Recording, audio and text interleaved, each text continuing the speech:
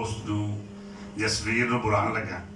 میں پہلا عرض کر چکی ہوں کہ وہ نسبت وہ تعلق حفیظ طائب صاحب کا بہت بڑا ہے اور بہت کم عمری انہیں حفیظ طائب صاحب کو بہت کچھ حاصل کیا, بہت کچھ سیکھا. اور میں سمجھنا کہ وہ انہیں اپنے اس عمل اپنے کردار اور اپنی خوبصورت آواز نال جیڑی شہرت جیڑی عزت حاصل کی تھی وہ سارے واسطے قابل فخر. میں سمجھنا کہ اسی ہمیشہ سرور نقشبندی نال اپنا تعارف جتا کے تے قابل فخر ہونے کی گل کرنے ہیں. میں انتہائی پیار نال دعوت دیاں گا اپنے نکے ویر برخوردار سرور حسین نقشبندی نو تشریف لیون تے کلام طائب سوزن نوازن جناب الحاج سرور حسین نقشبندی. بسم اللہ. بسم اللہ الرحمن الرحیم. السلام علیکم ورحمۃ اللہ وبرکاتہ. میں سب سے پہلے تھے بہت شکر گزار ہوں اپنے بہت ہی پیارے اور بہت ہی محترم مدثر بٹ صاحب اور طائب صاحب دی نسبت نال ہی میری پہلی ملاقات انہاں نال ہوئی. اور انہاں دا دفتر ادو لکشمی چوک ہوندا سی اور اکثر ساڈا اتنے جانا آنا ہوندا سی. اور تشریف فرمان محترم عبدالمجید منہاس صاحب, دیگر تمام دوست احباب, مہمانان گرامی, ڈاکٹر طارق شریف زادہ صاحب, جناب علی اصغر عباس صاحب اور دیگر نعمان صاحب تشریف فرمائے, سارے قابل احترام دوست نے. گفتگو کا تو ظاہر ہے کہ اس ویلے زیادہ وقت نہیں ہے, مینوں حکم بھی دیتا گیا ہے کلام دا ہی, لیکن طائب صاحب دے حوالے نال بہت ساری گل کیتی جا سکتی, بہت ساری انہاں دی زندگی دے پہلو نے. اور جڑی گل ڈاکٹر طارق شریف زادہ صاحب کر رہے سن کہ سیرت دے طالب علم نے, سیرت کی گفتگو اور سیرت دا مطالعہ نہ تو بہت ماشاءاللہ وسیع ہے. طائب صاحب کوئی بھی چیز لکھن تو پہلے جدوں تک پوری طرح اس واقعے دا مطالعہ نہیں کر لیندے سن ادوں تک شعر پورا نہیں کہندے سن. میں کئی شعراں دے حوالے نال اس چیز دا گواہ. صرف ایک کتاب نہیں, پہلے تو بہت ساری کتاباں دیکھتے, اس تو بعد صاحبان علم نال او دے اوتے گفتگو بھی کرتے شعر تو پہلے. اج کل تے چونکہ اتنا رواج نہیں رہا کہ شعر دے اوتے اتنی محنت کرنا, اور وہ دی یہی وجہ ہے کہ نعت دے نال انہاں دی جڑی کمٹمنٹ سی, نعت دے نال انہاں دا جو تعلق سی, جو محبت سی, او دا اظہار انہاں دی شاعری چ نظر آندا ہے. انہاں دی شاعری چ بھی, انہاں دی شخصیت وچ بھی, انہاں دے کلام وچ بھی.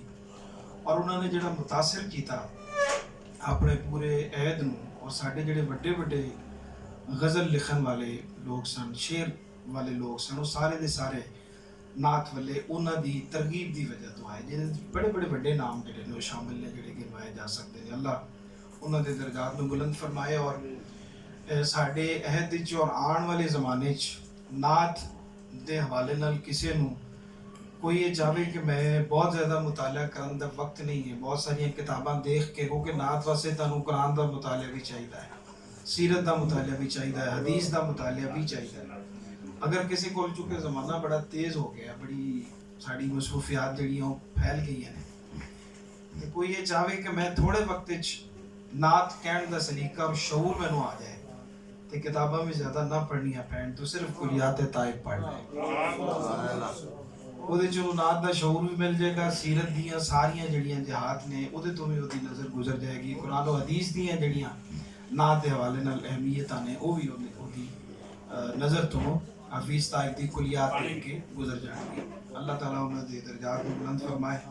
اور میں ایک تقریب اس طرح واپس پھر میں ایک جگہ تے واپس جانے ہیں جدی فون پھر آنا شروع ہو گیا, اور میں مدثر صاحب نے جڑا اپنی شعر یاد آ رہا سی آواز تابش صاحب دا, کہ اس کی آواز پہ میں دیر سے پہنچا تابش, اس کی آواز پہ میں دیر سے پہنچا تابش, ایسی تاخیر پہ اور باعث تاخیر پہ خاک.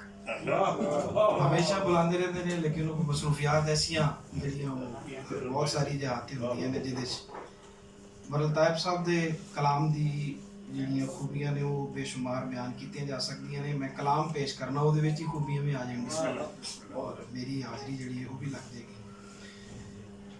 ایک دفعہ درود پاک مل کے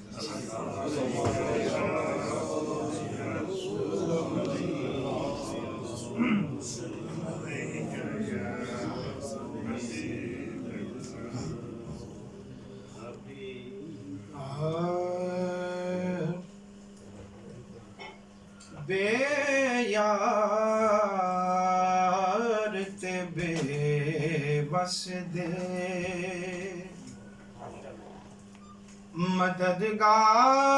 ਮਦਦਗਾਰ ਤੁਸੀਂ ਓ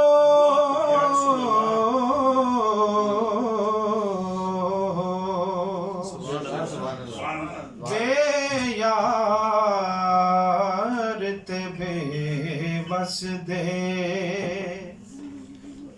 ਮਦਦਗਾਰ ਤੁਸੀਂ ਓ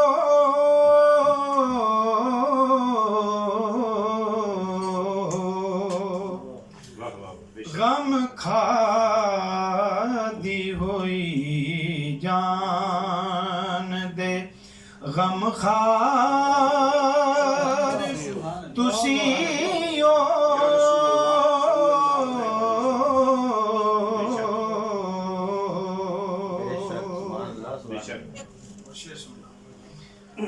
ਕੋੜਾ ਨਹੀਂ ਲਗੇ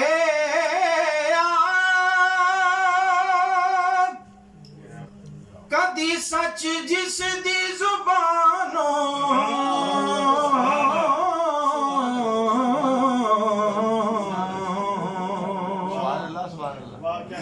ਮੁਹਾਵਰੇ ਨੂੰ ਬਦਲਣਾ ਵੀ ਉਹਨਾਂ ਦਾ ਹੀ ਕਮਾਲ ਹੈ ਜੀ ਸੱਚ ਕਹਿੰਦੇ ਨੇ ਕੋੜਾ ਹੁੰਦਾ ਹੈ ਕੋੜਾ ਨਹੀਂ ਲਗੇ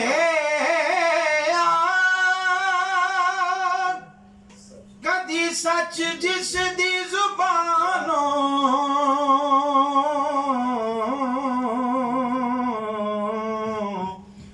ਮੰਨਿਆ ਜ਼ਮਾਨੇ ਨੇ ਉਹ ਸੱਚਿਆਰ ਤੁਸੀਂ ਓ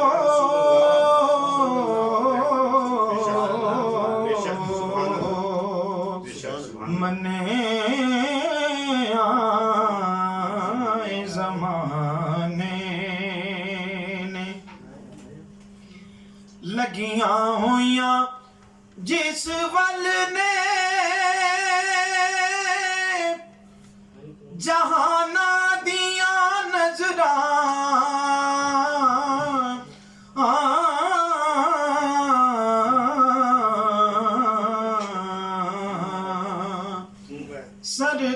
ਸਰਕਾਰ ਤੁਸੀਂ ਓ ਮੇਰੇ ਸਰਕਾਰ ਤੁਸੀਂ ਓ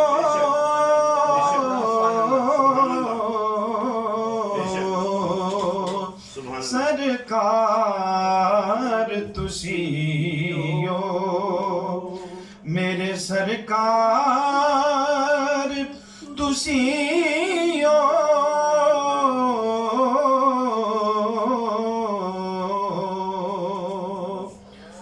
اور مولانا ظفر علی خان